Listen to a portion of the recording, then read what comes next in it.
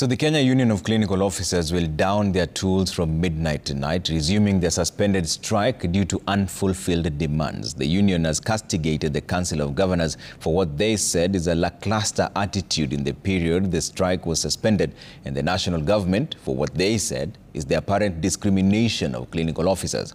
And as Laura Otieno reports, Kericho County is also facing a looming crisis in the health sector, with doctors threatening to go on strike in the next 2 weeks.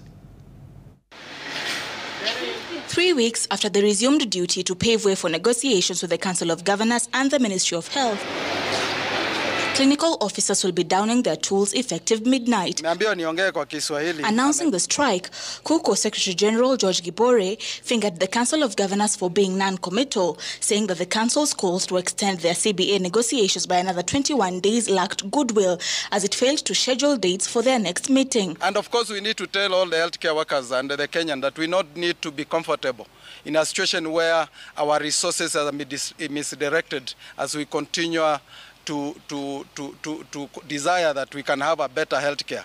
We continue to see a government that continue to purport to talk about reform, but every time we see them acting, they act in a negative way. We are in a crisis. A strike that was called, we suspended it for 21 days. Nothing is materializing. It is just blame game. When you ask, you are told imekwama siji kwa ofisi ya Mbadi, mara siji nini imefanya nini. As we are even saying that we are going to look for Raila Odinga.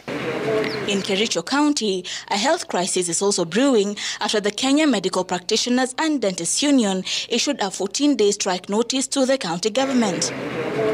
The doctors' umbrella body decried the lack of comprehensive medical cover for doctors, as well as poor working conditions. Will not leave our doctors, the small number of them, to get frustrated and